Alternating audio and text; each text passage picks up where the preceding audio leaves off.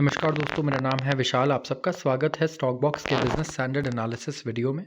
यहाँ पर हम डिस्कस करते हैं बिजनेस न्यूज़पेपर्स के कुछ बढ़िया आर्टिकल्स। सो अगर आप इंटरेस्टेड है बिजनेस आर्टिकल्स में, फाइनेंशियल न्यूज़ में, तो आप सब्सक्राइब कर सकते हैं इस चैनल को।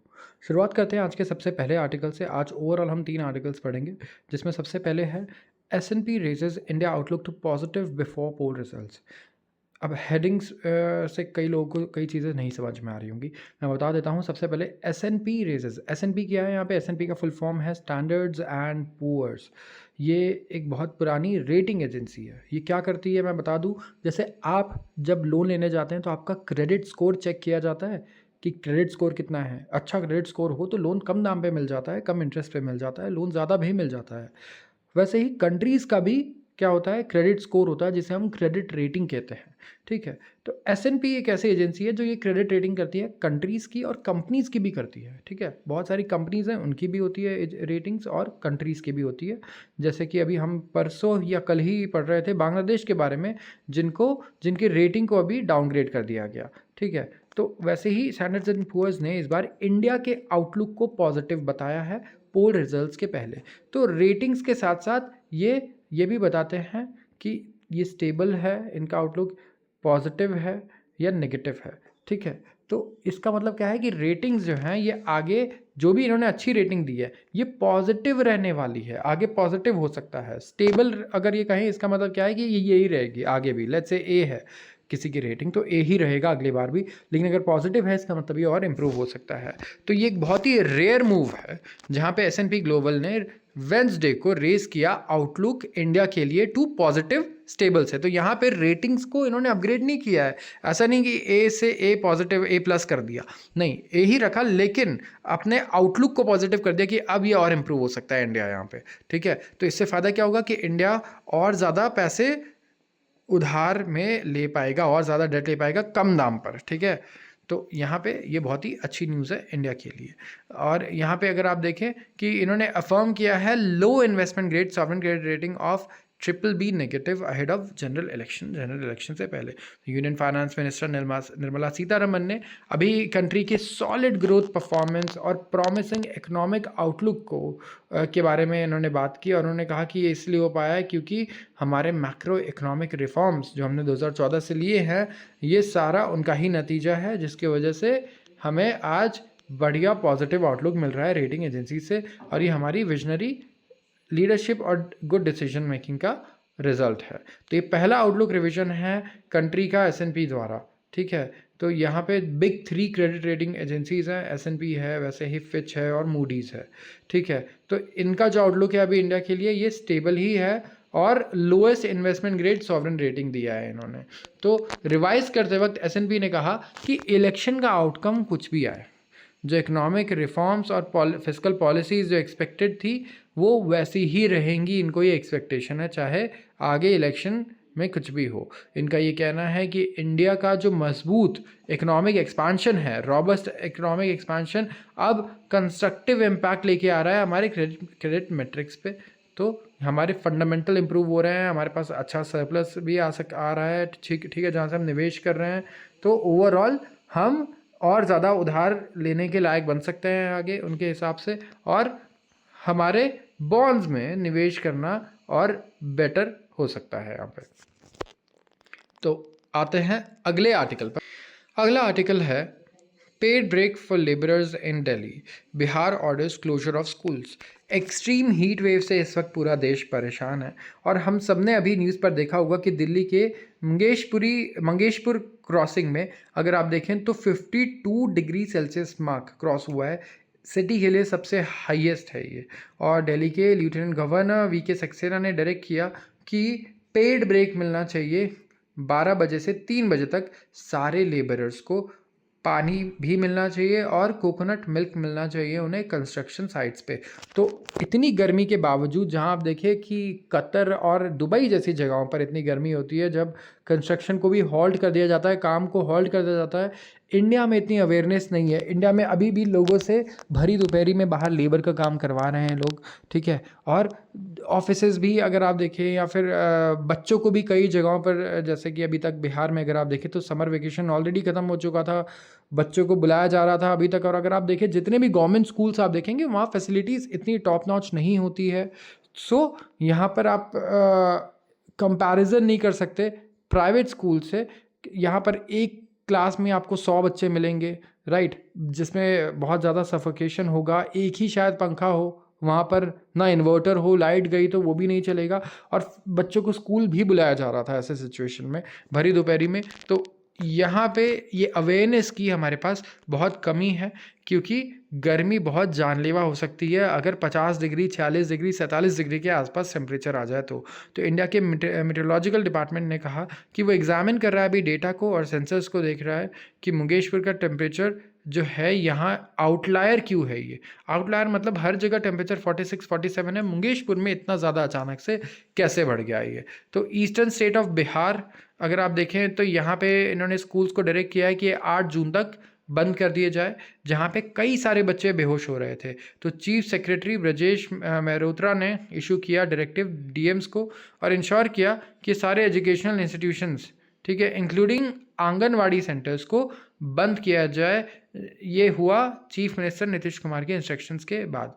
तो इंडिया में इस बार बहुत ही ज़्यादा गर्मी है, गर्मी के मौसम में, एंड जो हमारा ह्यूमन ड्रिवन क्लाइमेट चेंज है इसको ब्लेम किया जा रहा है कई सारे साइंटिस्ट द्वारा, कि हमारे द्वारा जो की गई डिफॉरेस्टेशन है और इतनी फास्ट एक्सपेंशन है जिसकी वजह से क्लाइमेट चेंज हो रहा है और उसका रिजल्ट है इतने ज़्यादा हॉट समर्स। तो राजस्थान, सेंट्रल इंडिया में अगर आप देखें तो बहुत ज़्यादा गर्मी है। राजस्थान में भी 50 डिग्री सेल्सियस यहाँ पे भी टच कर चुका है कई सारे ज़िलों में टेम्परेचर।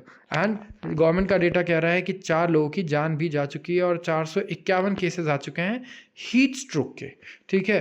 तो यहाँ पे इसीलिए बच के रहना बहुत ज़्यादा ज़रूरी है। हिमाचल प्रदेश के शिमला और ऊना टाउन में आप देखिए टेम्परेचर गया है record 46 degree Celsius, highest in at least 19 years, 19 साल में सबसे गर्म तापमान आ रहा है। अगर शिमला में इस वक्त 46 डिग्री टेम्परेचर हो तो आप सोचिए।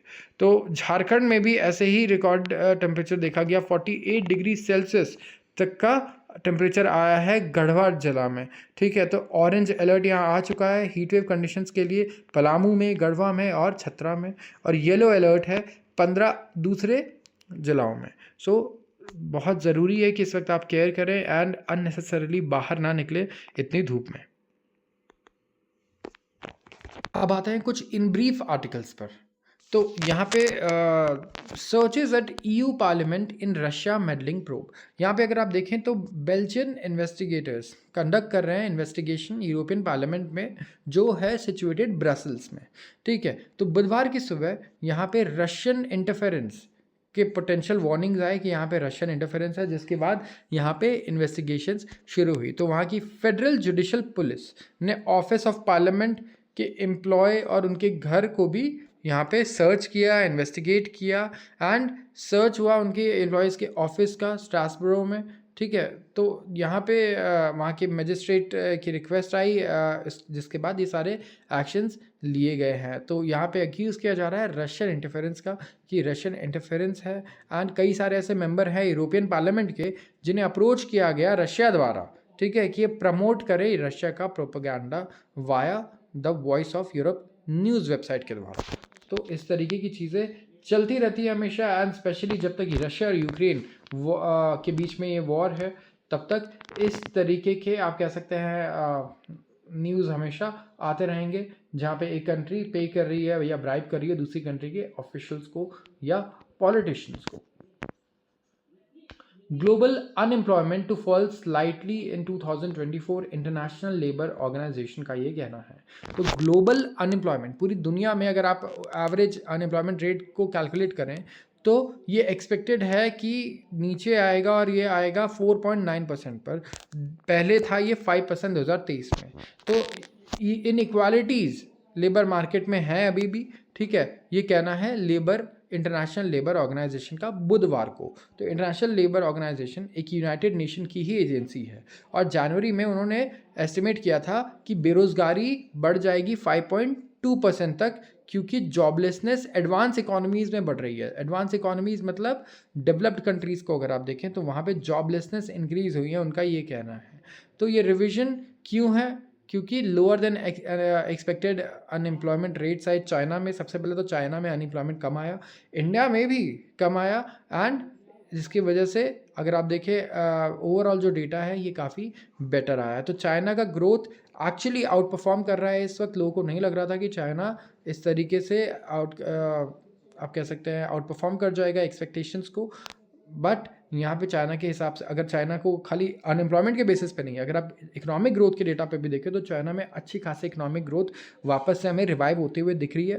पूरी दुनिया को इंतज़ार है कि चाइना कब फिर से ग्रो करना शुरू करेगा, क्योंकि चाइना आप जानते हैं कई दशकों से पूरी दुनिया का ग्रोथ इंजन कहलाता है। इसे ग्रोथ इंजन कहा जाता है क्योंकि ये जब चलता है तो ये इंजन की तरह पूरी वर्ल्ड इकोनॉमी के ग्रोथ को खींच कर ले जाता है पॉजिटिव डायरेक्शन में। तो बहुत ज़रूरी है कि चाइना में अच्छी ग्रोथ आए कई सारी कंट्रीज़ के लिए, और दुनिया की जितनी बड़ी कंट्रीज़ है सबके जो सबसे बड़े इन्वेस्टमेंट्स हैं इस वक्त, बिजनेस इन्वेस्टमेंट्स, वो चाइना में आपको देखने को मिलेंगे। ठीक है, तो सबके क्योंकि वहाँ इन्वेस्टमेंट्स है तो सब चाहेंगे उनके इन्वेस्टमेंट्स पे उन्हें फ़ायदा हो, तो ये तभी होगा जब वहाँ की इकोनॉमी भी ग्रो करेगी।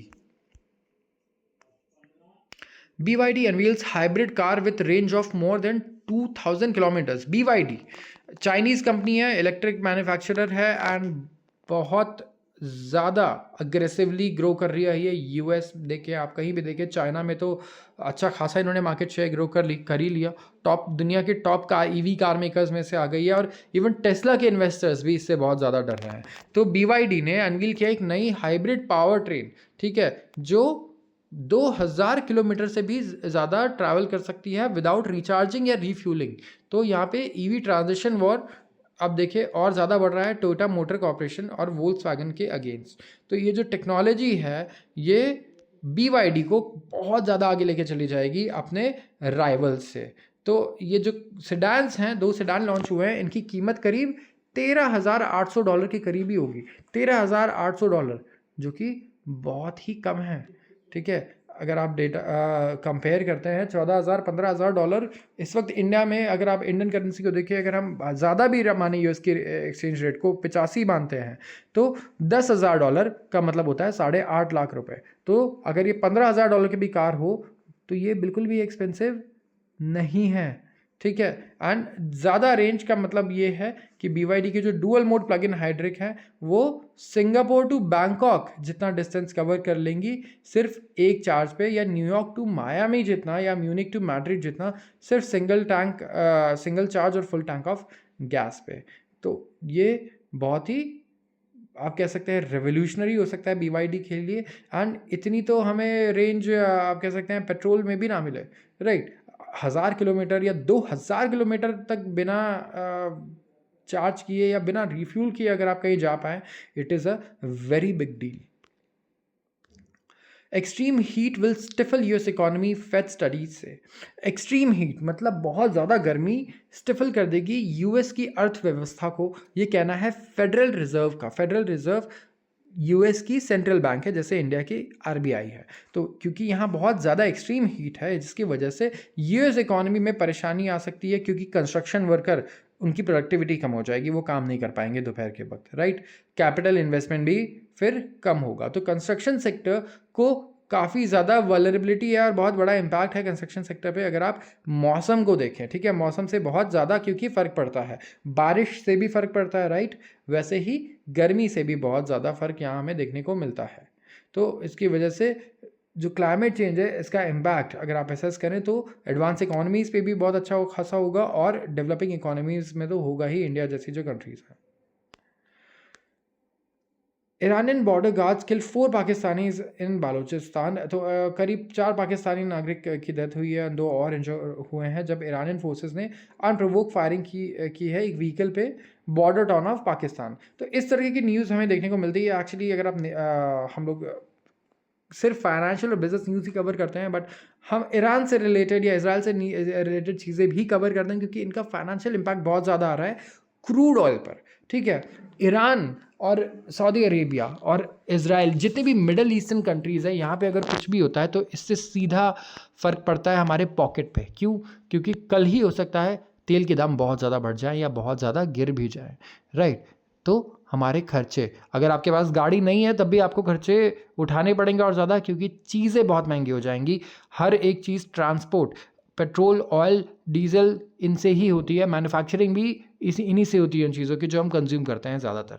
सो ये एक बहुत ही इम्पॉर्टेंट आप कह सकते हैं फैक्टर है। बट इस न्यूज़ से कोई फ़र्क नहीं पड़ने वाला। पाकिस्तान और ईरान के बीच में ऐसी चीज़ें चलती रहती है। पाकिस्तान कई बार कंप्लेन भी कर चुका है इसके बारे में। तो आज के लिए बस इतना ही। अगर आपको वीडियो पसंद आई हो तो ज़रूर इसे लाइक करें और चैनल को सब्सक्राइब करना बिल्कुल भी ना भूलें। आप सबका बहुत बहुत धन्यवाद।